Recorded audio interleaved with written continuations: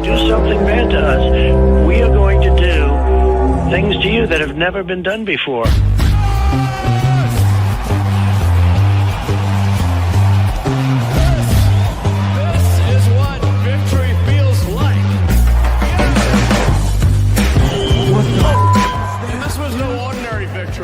This was a fork in the road of human civilization.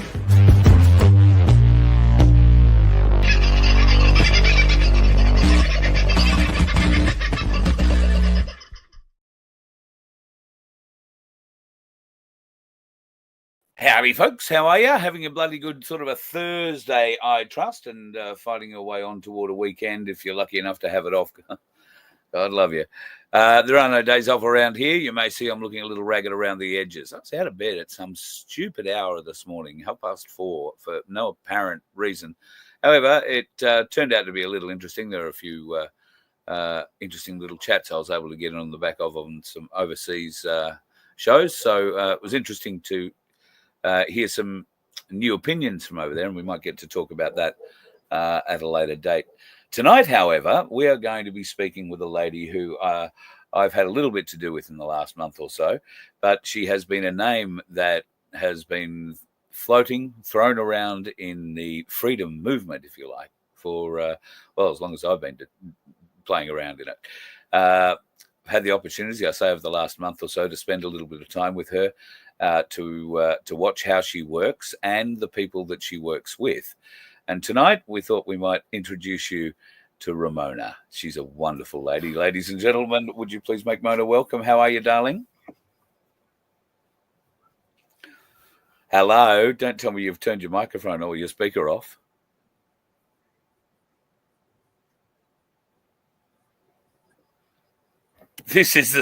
I'll just point out, folks, this is the quietest I've ever heard Mona, ever.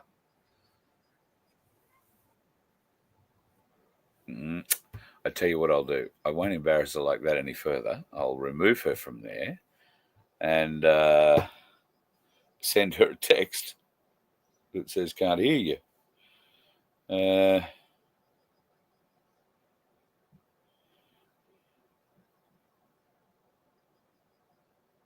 All right. So I'll send her a text. We'll see what it comes of there. Best laid plans, don't they always go to work terribly well? All right, so I'll give her a second to see if she can get that text message, and we'll go forward from there. Now, she lives in outside of Queensland, let me put it that way, and Mona has a case that she's working on at the moment, and she needs your help. So while she can do it quite happily by herself, this will have a lot more gravitas to it if a few more people put forward supporting notices, namely fiduciary duty notices. Now, if you haven't come across that term recently, or you don't know what I'm talking about, you can go to vofhq.com, click on the corruption whistleblower link, which is right on the front page, and then just scroll down a bit until you come across the notice of fiduciary duty. Let's see. Hello, darling. Have you had time to reset? Is it working? Yes, it's working now. That's great. A good start. It is, isn't it? That's a good start, yeah. It's nice to know that you've got that television face. You know, you sit there and you just smile a lot staring at the camera. You don't say anything. You just smile a lot. It's all good. Oh, well, you know, they don't like the truth out, so, yeah. No. All right. All right. Well, I was just trying to explain. Where do you start? Where was going to start? Well, explain to the people tonight how we can help you. You've got a case going at the moment, and you're looking for a little bit of support with some documentation. So, first of all, I guess, can you tell us about the case and why what you're doing is so different to what other people might have been doing? So basically, I got a strata, which is going on for a while. It all goes back basically because I was involved in a Supreme Court case, in a probate court case, where basically, you know, exposed a lot of fraud, corruption, and deception in that court case. As most of you know, like when you're dealing with lawyers, solicitors, barristers, that basically, if you've seen the bar attorney's fraud, they're lying, they're committing perjury. It's all based on corruption, fraud, and deception. The legal system is based, it's satanic, it's Luciferian. It's definitely not God's law. Okay, and legal, as we know, it's basically it was all set up back in 1666, and it's all for commerce. Okay, so legal is basically for commerce, trading the securities and so on and so on. So anyway, as there are no accidents, as most of you know, all the men and women who was actually involved in the court case was helping to this lovely lady in the Supreme Court of New South Wales. Suddenly, everyone ends up in court. Okay, and there are no accidents. Yes. So anyway, and as well, like I'm 99.99% sure who is behind it. It's one of the main lawyer. There is a probate playbook as well, just like the family law playbook. Okay, and obviously when you're exposing the fraud, corruption, and deception in the system, they don't like it. Okay, so because you are a treat. Yes. So anyway, it is what it is. In the beginning, I was a little bit upset that I got involved in that case, and today I'm just grateful and thankful because the bunch of fraud, corruption, collusion, RICO, political corruption, and how is everything is just connected. Like it's like a movie, or even worse than a movie, and just like a mafia, they're all colluding, right? So, and I think the interconnection of it is much more like an extremely intricate spider web. Every touch on every single aspect of your life is linked through these entities to something else, and they have access to it all. And now, with data collection being the way that it is, it opens up a whole new peril for us, as we've been experiencing recently, AI coming on next. All right, so how can we help you tonight? What would you like to share with us? And is the fiduciary duty notice that we have at vofhq.com the proper document that you want people to be filling in, if there's going to be any filling in? Yeah, so basically the fiduciary duty letter is definitely, it's rule number one. It needs to be sent to these people. And I have the email address and everything. I'm just going to share soon the document. Sorry, I'm just looking for the document. So basically what's happened, it's going back, they created 4 court cases from one debt. And I just realized that another day to create, because they wanted to bankrupt me, right? So that was they couldn't do the mental health, they couldn't do the jail stuff, because I'd done the petition of right, and that kind of intimidation and stuff like that, that's finished back a couple of years ago, which goes back 2021 when I was targeted again. So basically doing the petition of right, and just recently I just updated it back in June. And what is very interesting, in all my court cases, just tracking it out, because it's the poor evidence. And now I got court cases coming up next week. They adjourned that for tomorrow to save the cost. So I reported all the lawyers, obviously, New South Wales Law Society. But again, it's just like how is everything is colluding. We got the law court director, who is basically part of the legal practitioner board. He's actually a representative of the legal representative, the Attorney General of New South Wales. Then he's the courts of director. Then he's part of the land courts, and it's just like, it's just connection to everywhere, and it's huge. And plus, it's connected to the lawyers from Tasmania who was practicing with that law practicing certificate. You reported to Law Society claiming on Tasmania Law Society, and Tasmania Law Society is claiming on the Law Society of New South Wales. So we're going back in a catch-22, playing the games, and just no one wants to take commercial liability, especially when you use the fiduciary duty letter. So fiduciary duty letter is basically for all the public servants. Then after that, I started asking questions, okay? Because as a beneficiary, as a king, you're basically asking. Mona, so everybody's loving you, but Mona, they need you to slow down a bit. Please slow down. Thank you. Sorry. Okay, we're getting a bit excited. You have to remind me. I know you do get a bit excited. We all get excited, and you know it inside out. But there are people who are like me, trying to keep up. So God love you, please. Sorry, thanks for the reminder. No worries. Let's keep going. All right. So basically, as I mentioned, one debt, they created 4 court cases, right? And I just worked it out another day, because why would you do it? Because, to bankrupt someone, you need to have minimum $10,000, your debt, right? Right. So to make sure that they can speed it up, they create 4 court cases. So sorry, 3. With the third one completely went behind my back, was done everything without my behind my back. But as I put the dates together, everything just makes sense with the Supreme Court case as well.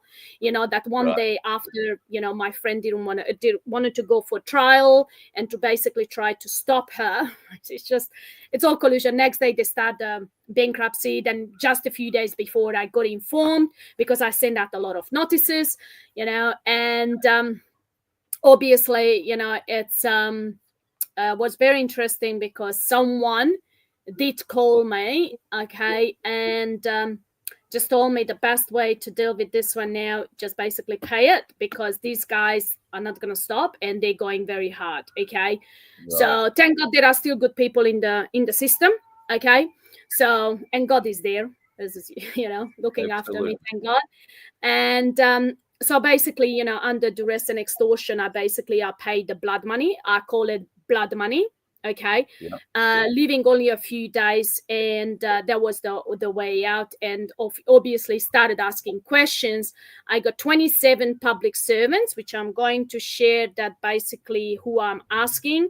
I sent that 5 times and no one is responding. So no one actually want to respond to my questions. It's like 6 or 7 pages, and I'm just going to try to share it. Just give me a second. I don't know why this is coming up. Messenger. Okay, cool. Yep, present, and share the screen. Sorry, give me a second. All right, Ramona evidence. All right, cool. Share. So yeah, it's a 78 pages because it goes back basically 16th of January. And I'm going to share basically the question part. I'm going to be on my Facebook page as well. Still waiting for the answers from our lovely public servants. Would be muchly appreciated. Obviously, then there are the dates, notice to the agent, benefactor, legal name. So there are the lovely public servants, the Secretary Treasury of Australia, Stephen Kennedy, Mike Dreyfus, the Attorney General of Australia. Not to mention, with Mike Dreyfus, when my friend was in the Supreme Court, his office was very, very supportive. Okay, so I do give credit for that. In regards to my case, and I got another friend case, he's been quiet and doesn't get back to us. We got Michaela Cash, who is the Shadow Attorney General of Australia. We got Penny Wong, Australian Minister for Foreign Affairs. Chris Evans, Anti-Slavery Commissioner, just started at 2nd of December 2024. This is actually the first time that we got Anti-Slavery Commissioner for Australia. So it's pretty new. Scott Martin is basically, yes, it's interesting. And the Attorney General has actually been expanding his office in the last half a year. I know a couple of men and women who's actually behind that doing a lot of notices. Thank God. one of them is what I call my warrior sister. And so much more as well. Like we got a lot of men and women who's been doing, a lot of great notices and asking for accountability and transparency. We got the Scott Martin, who is the relationship manager at the Strata Community Association. As you know, that's a PMA. So I have to tell you guys, the Strata is definitely worse than councils. Okay, and that's just another one. It goes back to 1999, all that connection and etc. Michael Tidball, he's the Secretary of Department of Communities Justice. I strongly suggest you to look up how much he's connected. This goes back to the Law Society as well, and the areas that he worked. So when it comes to... So broadly speaking, you've got an email list full of people who are connected in the whole thing. So let's move on. Let's get to the gist of what the case is about. So basically the case is about a non-paid strata, and it was because they backdated the contract. Okay, so they backdated, and I do have the evidence as well that they backdated the contract, and obviously no one wants to answer that questions, basically what's happened, and they've been striking out all the documents. I just want to make sure that I am in the right document. Oh, here. Yeah, sorry. Basically the questions, the most of the questions, it's going after, you know, like how come I had lawyers practicing without law practicing certificate in the local court of New South Wales. It was allowed in the local court of New South Wales, but not in the Supreme Court of New South Wales, which is, again, it's a big question mark. Then how come they just tracking out documents, which is, we know it's perverting the course of justice, it's slavery, it's security fraud, and so on, all that court cases. And how come there's no fiduciary? Oh, by the way, Michael, MCT registrar, he's actually denied that he's got a fiduciary duty. Emma Kerr later on, he admitted it. Jazz was signing, but not even signing the document. It just basically put her name on it, on the documents when they did the default judgment. They did default judgment in 3 days, which is, again, an unlawful due process, violation of due process. You know, they done a lot of unlawful process and violation of the due process, and perverting the course of justice, pushing slavery, forcing contracts, ignoring the consent. And it just, like, you can see that it's anything which is supposed to, how it's supposed to go, nothing went on that path. Okay. Right. And there is again, it just goes back to all the collusion. And you can see that I talk about former solicitor, not to mention this guy used to be a politician, George Sobo. He actually said that if I get involved in Ildiko's case, he will make sure that he's going to destroy me. Okay. And I do have a witness for that. And that's my friend. So yeah. And basically this is you know, that's what they're trying to do. And you know, it's, and you can see clearly in the local court, like with the whole due process, what's happened. And, you know, I'm going to send you questions. So essentially, the document here is the outlining of your allegations against them, and the fiduciary duties document, which we also have at VFHQ.com, is what people send in support of you for this document. They don't have to know the ins and outs of this document, but the details they put in that fiduciary duties document and send to your email address apply to this. That's the link I'm trying to establish. Is that right? Yeah. So basically what I would like to ask as a public, because it's for the public interest as well, because every single public servant, and including lawyers who are third-party interlopers, they have to give you full disclosure. Right. So example, you know, when you got lawyers come in and take you to court, where is the deed of assignment? Where is the contract? You know, and all these questions for the public interest, because this is not just happening with me. There are some other men and women who's going through, you know, and we're not getting full disclosure. We're not getting answers. You know, we're not getting questions to be answered. And they got a fiduciary duty, especially if you send it 4 times. They're supposed to answer. That's their job. And this goes under the fiduciary duty, you know, Corporation Act 2001, Section 181, 182, 183, 184. Then you got, sorry. So just explain, if we can, for those people who may be hearing the term fiduciary duty for the first time, I urge you to go and get your own definitions. But Mona, I know that you've got so many of them memorized. Would you like to share what fiduciary duty actually means and why it is so important that public servants in particular understand that they are under it, and what it means for them to be under it?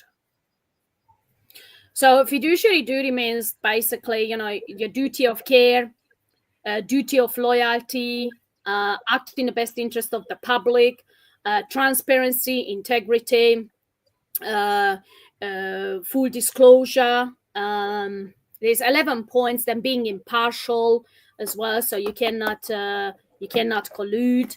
And essentially, it means you have had, if you're the public servant that I present a fiduciary duty notice to, I'm putting you on notice. You have to do what's best for me in your job, don't you?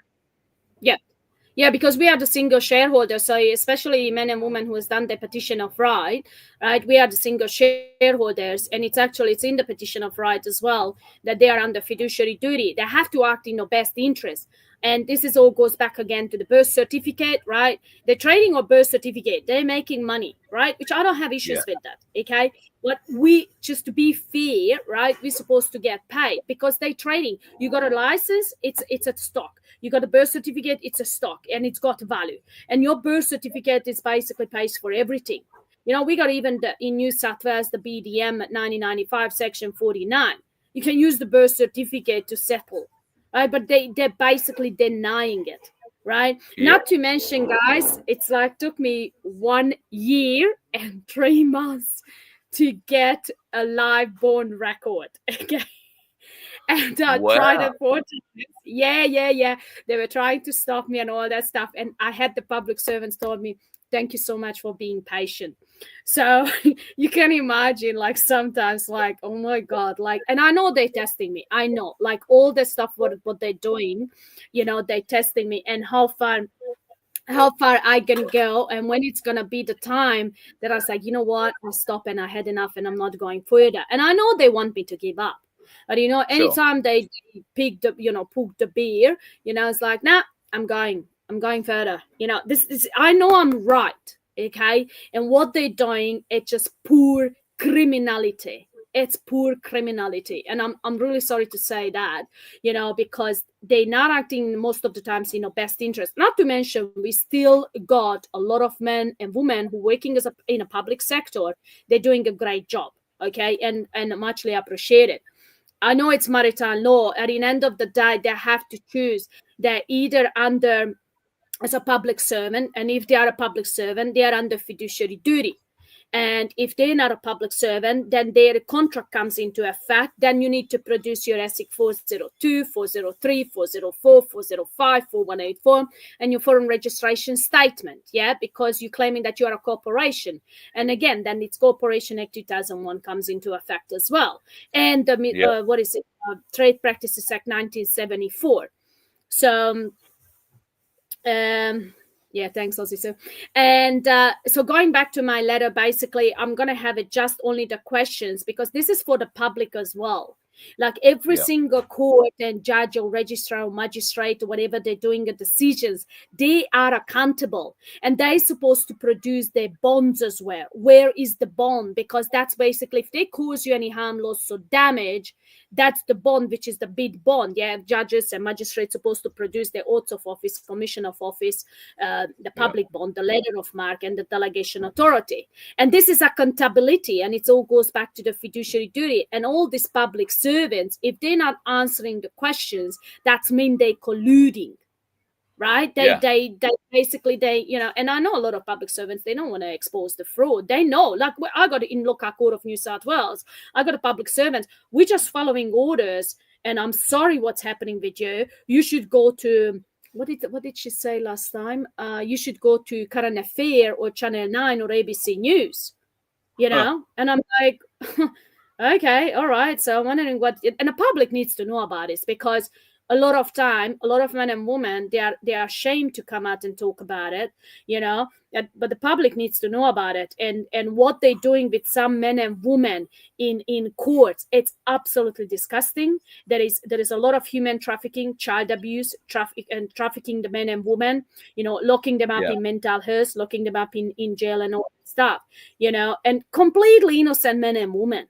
You know, and we know it's all about, you know, they got a playbook, like the family law court got a playbook, the probate's got a playbook, you know, and it's just like you can see the structures. And as soon as you got lawyers and baristas involved, they're like, I'm not saying all of them, most of them are unfortunately going after the money, and they colluding, and they cause a lot of harm, loss, and damage to men and women, financially, emotionally, plus the child abuse as well.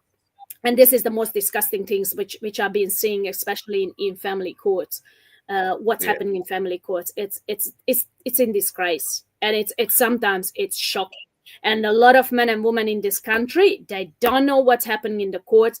They don't know how much fraud, corruption, and deception is going on, how much collusion. Like, just look at the probate courts, you know, look it up with the wills, what's happening with the wills, who is writing the wills, you know, and mainly, again, you know, just look it up, because it's just so much stuff which is going on and who is behind it. And I have to tell you one thing, guys, most of the times it's not the problem with the magistrates and the judges. It goes back to the professionals, which I'm talking about, the baristas, lawyers, and because they're sometimes threatening even the magistrates and judges. If you're not going to do, that's what's going to happen. Even same with police prosecutors. And I know stories as well. So, and basically we just want them to be accountable. We have people who think that we're speaking a different language here, talking about common law things. However, when they walk into a court, they actually think they're hearing English. One of these people is this Andrew. I've been watching a few of your comments, Andrew. It's quite clear you're trying to be a pain in people's ass. All you're doing is showing your ignorance, my friend. How about not ending up in court?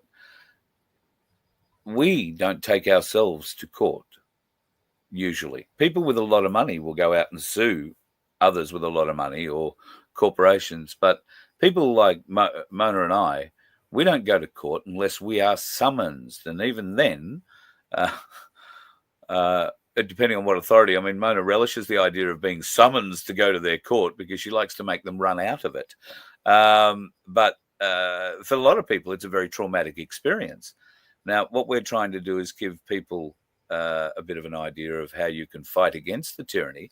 And I'm sorry, Andrew, you're not smart enough to understand what we're doing. It's not that difficult, but it is detailed. And I understand you don't have the ability or the comprehension ability to understand it. It's fine.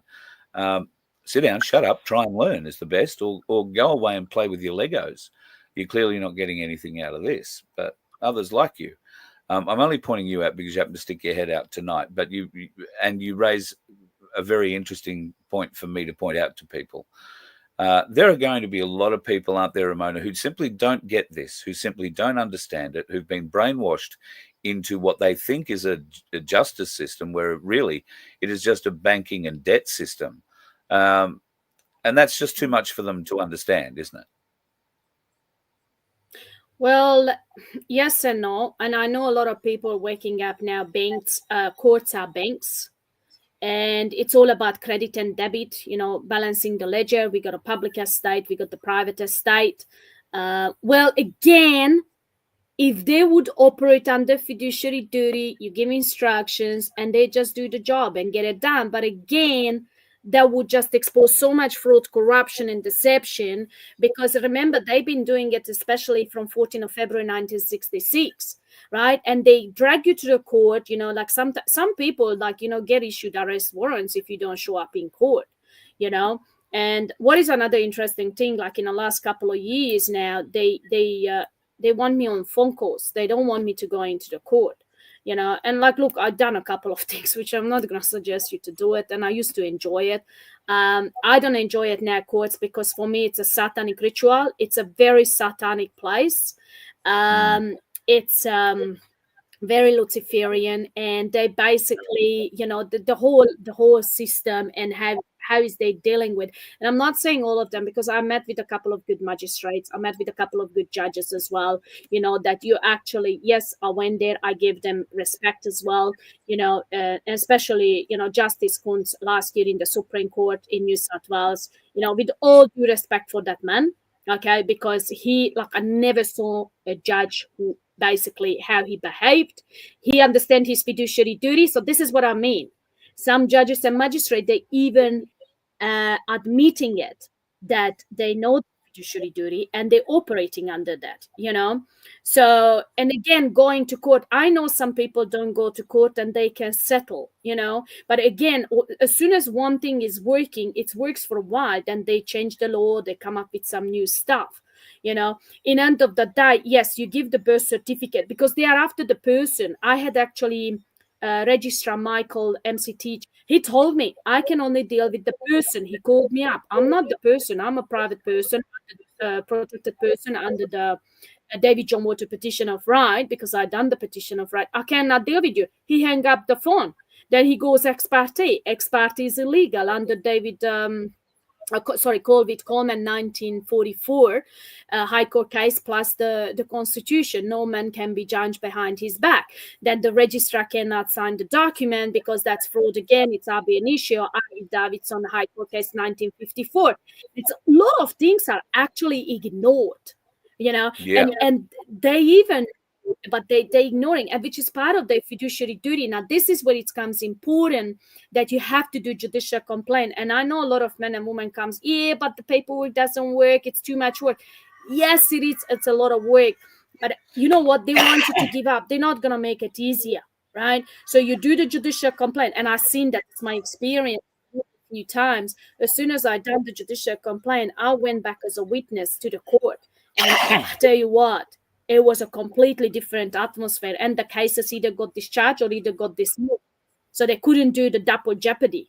And that's the reason that the judicial complaint is very important. Complain. And I know we don't like to complain, but it's again, and a lot of times, and I'm going to let you know, they're going to come back to, oh, no, we didn't find any mistake. Then you have to complain again. And sometimes I've done it as well. I have to complain 4 times to start the investigation. And I'm not kidding. Imagine 4 times. When it's their duty of care, as soon as you lodge it, they got a fiduciary duty for the public interest, right? Because imagine you got lawyers who are ripping off people, right? Now, it's the public interest to basically look after and make sure that lawyer is not going to do the same mistake again, and it just, they want you to give up. That's all I can say. But if you're consistent and if you persist, and just keep going. And I want to let you know one thing. There is no failure. There's only experience or lessons. Okay? So if you think that you failed, no, you didn't fail. You're just one stepping stone ahead. And just remember Albert Einstein, how many times tried it to succeed with the lights, it's numerous times. So, and these guys, these so-called public servants, they want you to give up, and they will try all different type of stuff. We call you sovereign citizen and all that stuff, like under penalty of perjury, provide me material evidence. Who is the sovereign citizen? Because actually they are the sovereign citizen because they are a citizen and they're working for a foreign corporation. Exactly. So exactly. So, or you can ask them, so describe sovereign citizen, because I cannot find it in the Black's Law Dictionary. So it just came out another day in the Guardians as well, the Guardian's newspaper, calling sovereign citizen and stuff like that. Yes. Well, they arrested somebody in Sydney, I think it was on the 2nd of February. She was in her car and they decided to, I think she was in a car park at Coles shopping centre car park somewhere in Sydney in the evening. It was a Sunday night. Coppers came past. She obviously didn't have registration plates on. I think she had suspended license and a few other bits and pieces. She did put up a fairly long rant, and I don't know that she helped anybody in the sovereign movement or anybody at that time, given the way that she acted. But now she's been placed in a mental health ward, which is I think she's out again now, but she was initially put in for assessment, I think. And do you know her name? Can you tell her name? Because I think I know who you're talking about. Yeah, it's Rachel. So yeah, I know her. Yeah, so I'm more concerned about how she is at the moment. I've been trying to find out during the day. So she's still in mental health. I was just talking to someone today. Okay, all right. Well, that's generally their playbook. They think we're all crazy. Yeah, she's still in mental health. She's in Liverpool. Yeah, right. All right. Yeah. Well, I'll try and reach out tomorrow and just do a welfare check on her because. Well, this is the reason why I've been saying, like, everyone to basically. Can you hear me? Yep. Can you hear me? Yeah, we can hear you fine. You seem to have locked up. Oh, okay, cool. Yeah, she's in. I don't know if I can say that. Where is she? But I'm fully aware who is she. Yeah. Okay, cool. So she's still in mental health. Yeah. All right. Yeah, good. she's still in mental health. Okay. Apparently she's got a court order put it under mental health a couple of years. Yeah. So, Okay. and this is the thing. That's what they do. And remember, they done it with Peter Litter as well. Yeah. Yes. Yeah. Yeah. Yeah. Yeah. As I'm saying, this is a general part of their playbook. They'll try Okay. and. I don't get know us if you any which can way. hear me, but it looks like it's cutting off sometimes. Does it? Or it's just me? No, we're fine. I can hear you fine. I'm having that. Your picture might be stopping, but your audio doesn't. Yeah, it And looks like they're cutting it off. And you'd have to stop talking long enough for me to say a bit before you'd know if I was hearing you. Oh, okay. God love you. All right, so let's get back All right, onto what we were. Yes, yeah. Let's get back onto the core subject for tonight: the fiduciary duty notices. How can the document that we have at vofhq.com help these people who might be in everyday issues, shall we call it, with everybody from their local council to a court? Is this a document that can help them with police when they're pulled over? Is this a document that can help, going to the council when you're doing something? Can you explain just how the fiduciary duty document is not just for you tonight? This is just an example of a way it can be used. How could people watching the show potentially put that document to use themselves this week?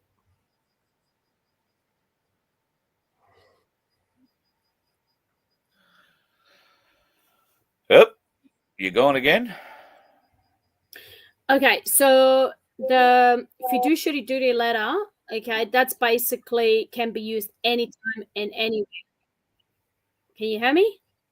Yep. Okay. Can you hear me? It must be a phenomenal they look lag. like they're playing up again. Yeah. Okay, so with the fiduciary duty letter, you can actually, as it being set up,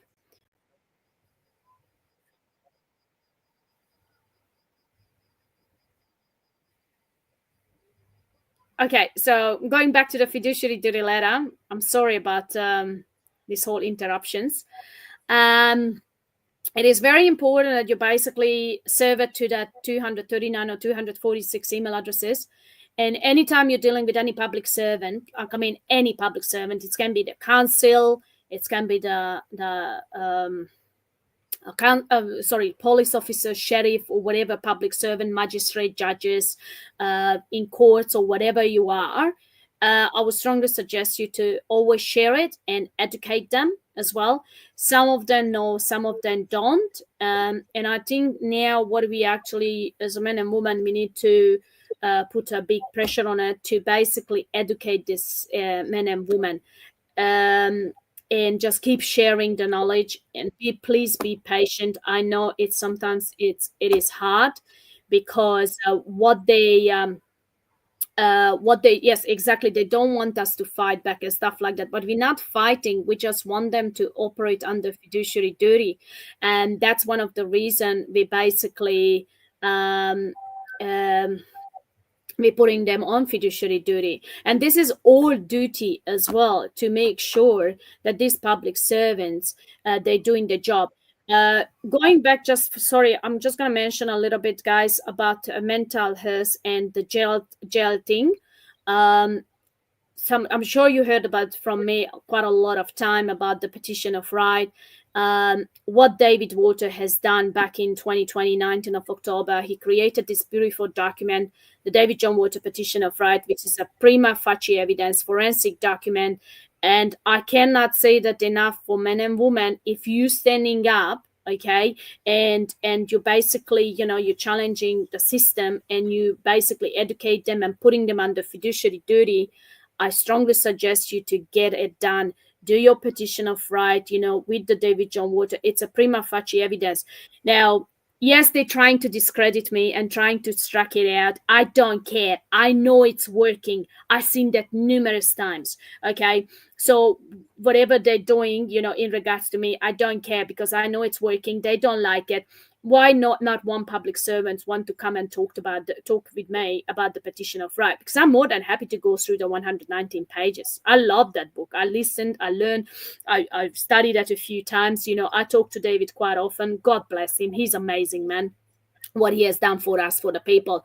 So if anyone of you going through, especially these mental health disorders and all that stuff, this is part of their playbook as well. They want to dismiss the case. Oh, you got some mental issues, we're placing you under mental health section 14 in New South Wales. Okay. And it's okay to dismiss. All right. So it's anyway, so I just wanted to mention it to you. Yeah, the mental health is again, and either would put you in jail. This is all bonds. It all goes back to the bid bonds and payment bonds and jail bond and performance bond and payment bond and all about trading the securities. Now, going back to the fiduciary duty, and again, if you use the fiduciary duty letter, even in mental health, now you watch out when you place a doctor under fiduciary duty. You watch out their face, because I can guarantee real estate agents, lawyers, solicitors, barristers, doctors, they are fully aware about their fiduciary duty. They know exactly what you're talking about. So I can guarantee. And some of them gonna start like, oh my God, what are you talking about? And what do you mean? What does it mean? Even magistrate judges know that as well. They might gonna test you as well, because they want you to actually explain. And as well, basically any document you use, it's 50% is your paperwork, 50% is your knowledge. Okay, so when you use the paperwork, example, the fiduciary, which I think it's very simple, the fiduciary duty letter, what we actually put together just a couple of weeks ago. It is simple. Everyone out there can do it. Everyone can serve it. Everyone comprehends what does it mean. Loyalty, fiduciary duty of care, duty of loyalty, and acting in the best interest, being transparent, acting in integrity. So I'm sure every single man and woman out there can comprehend it. You know what I mean? It's very plain, simple English, because we know a lot of men and women, basically they want to keep it simple, and I fully comprehend it, because the stuff what I have done in the paperwork I have done, I know a lot of people, it was like, oh my God, this is just way too much. I've been digging, and last 4 years I've done a lot of research, birth certificate fraud, and I met up with Romley Stewart as well, and David Water, and some very What is involved in doing the petition of right, and can you send me the documents so that I can put them up on the website? There's a lot of people requesting more information on how to do the petition of right and what it is. Maybe we could do a show on that. Maybe over the weekend at some stage we can talk about the petition of right. Yes. Yep, definitely. I'm into that. It's going to need at least 1 hour to go through. So make sure men and women comprehends that. Of course, in the meantime, I can send it to you. And as I always say, everything is a template.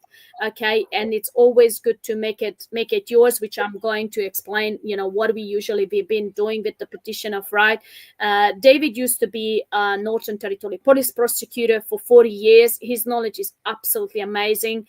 And every single man and woman should be absolutely grateful in this country that what that man has done for us. And I'm grateful and thankful. I managed to meet with him 2 years ago, and I spent with him 6 hours, and we was just we talking and making notes. And he can talk, and his knowledge is just wealth of knowledge. He's been doing it for a very long time, and he's very passionate about it. So yes, definitely we can have a chat about the petition of right. And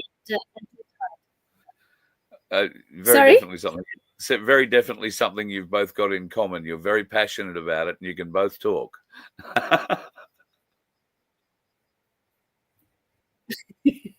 Oh, look, I'm very grateful and thankful, and I'm probably going to invite Jaden as well when we're going to talk about it, because he's one of the Rocket Pocket from Rockhampton. He's one of the main member, and you met with him as well. Jaden's a legend from the just a couple of weeks ago. Like he's amazing, and his knowledge is just like wow. So we've been Anti-Corruption Academy. So, and they doing absolutely amazing job with the Rocky team. Des and yeah, absolutely, Mona. This is getting more difficult by the second. This is getting much more difficult by the second. The lag that they've put into us is making this too hard. So I'm going to call it a night for this particular one, but we'll have a talk and we'll find out a time over this weekend where you and I might be able to sit down and do another show, and we will do the petition of right. I'll get the paperwork from you. We'll have it on the website so that people can download it, and we will go through it. And if people are interested in learning, and by all means, people, don't just go signing your name to bits of paper. Learn what the bit of paper is. No, this is you cannot do it. Yeah, this is the big part of the lesson we're trying to teach you. And you know, if we can offer this little bit of education, and some of you want to take it up, we'd love to do it. Mona, thank you so much for spending a little time tonight. The details of your case, all the email addresses are listed on our VOFHQ website, and so is the fiduciary duties document. All people have to do is take out the red bits in the document and put in their own details, essentially. Isn't that right? Yep.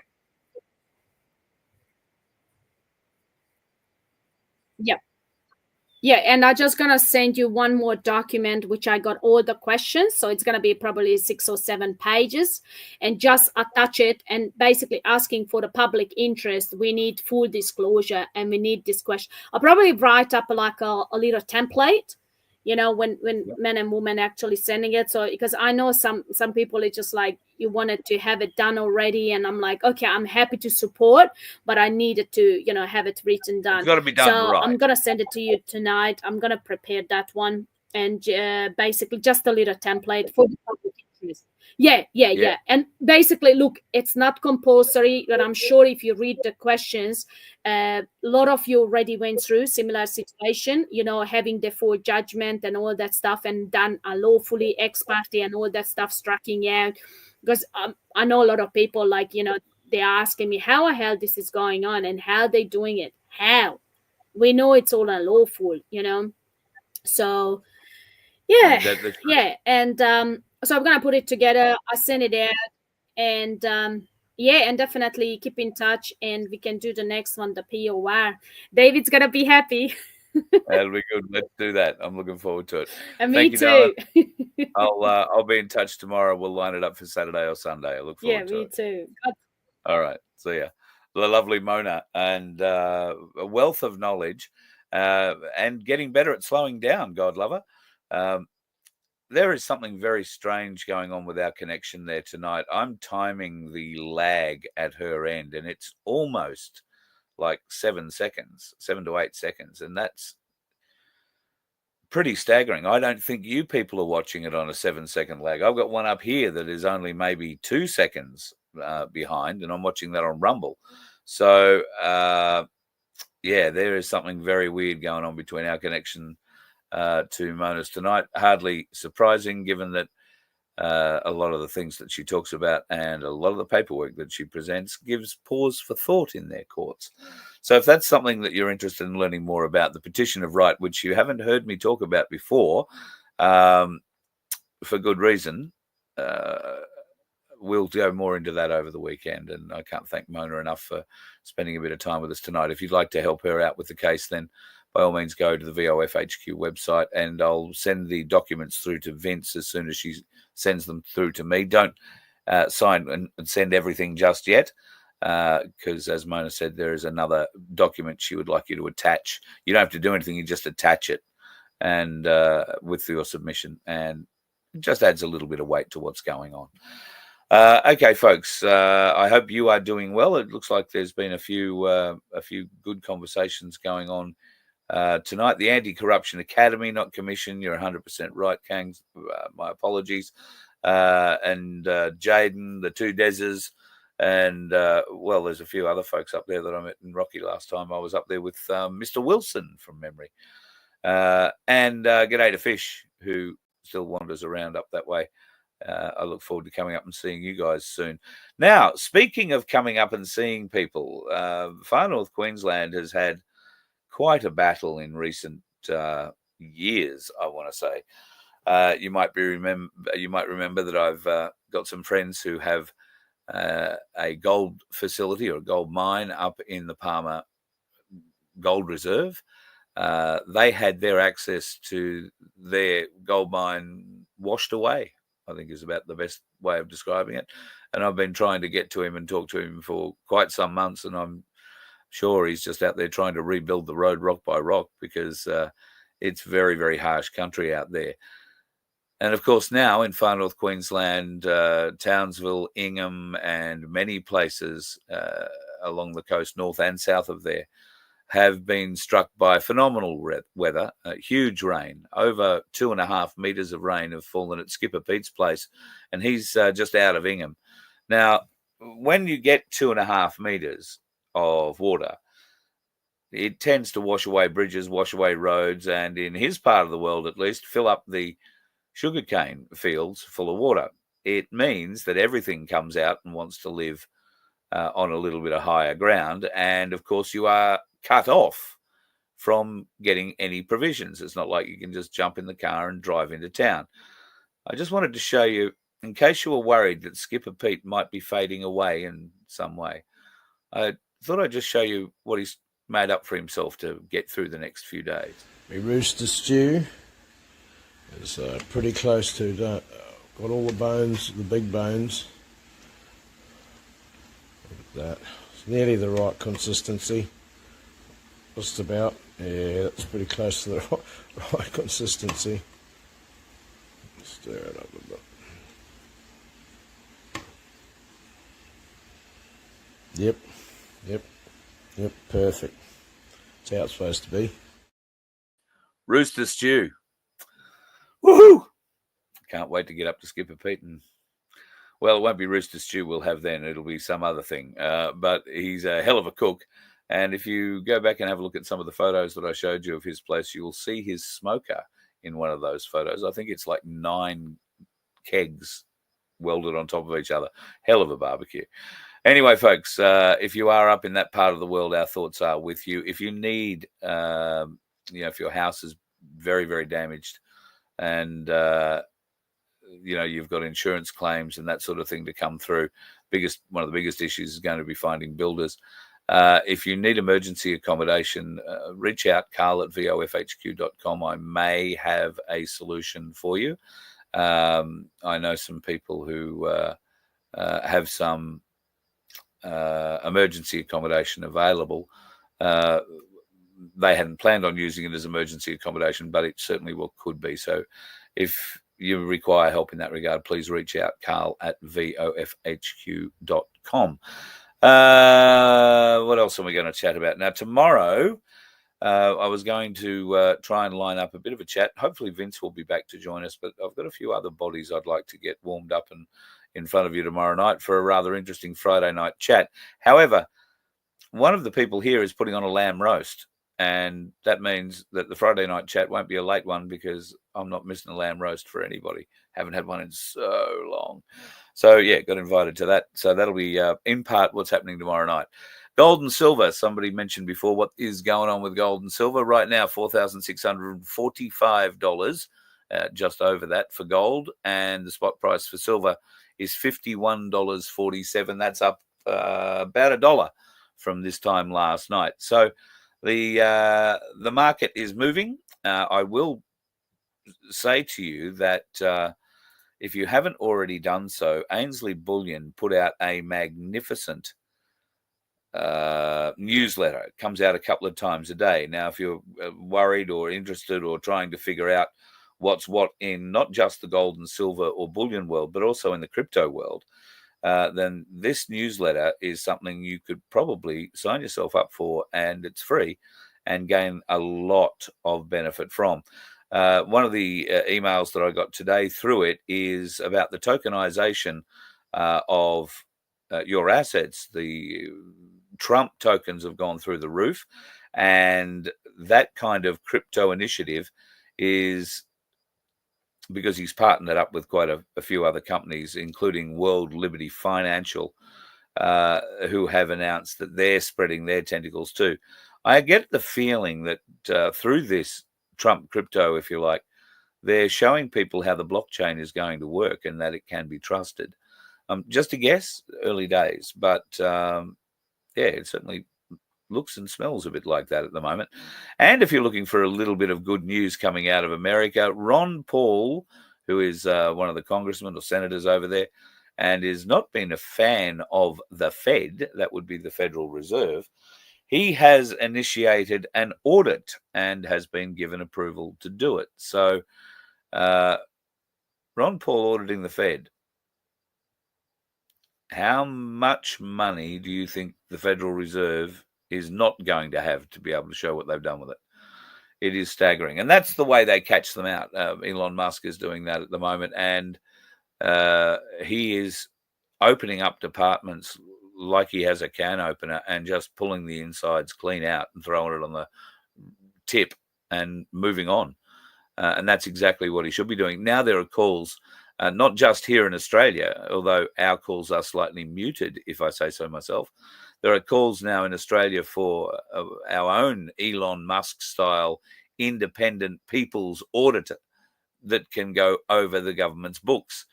And I couldn't think of a better idea.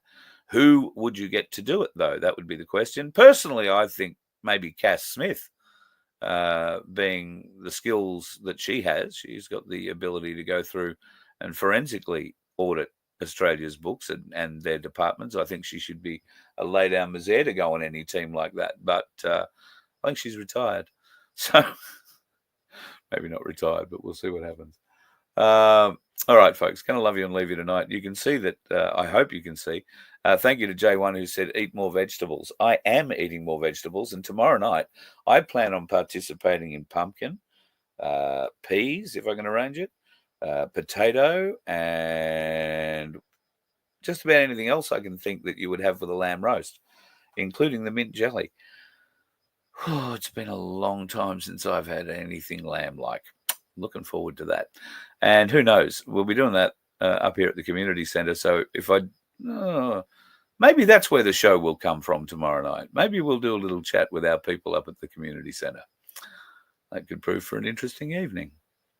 It'll certainly prove to you that not all dickheads are on the road. See you, folks. You let one ant stand up to us, then they all might stand up. Those puny little ants outnumber us 100 to 1. And if they ever figure that out, there goes our way of life. It's not about food. It's about keeping those ants in line. That's why we're going back. Does anybody else want to stay? Let's rock!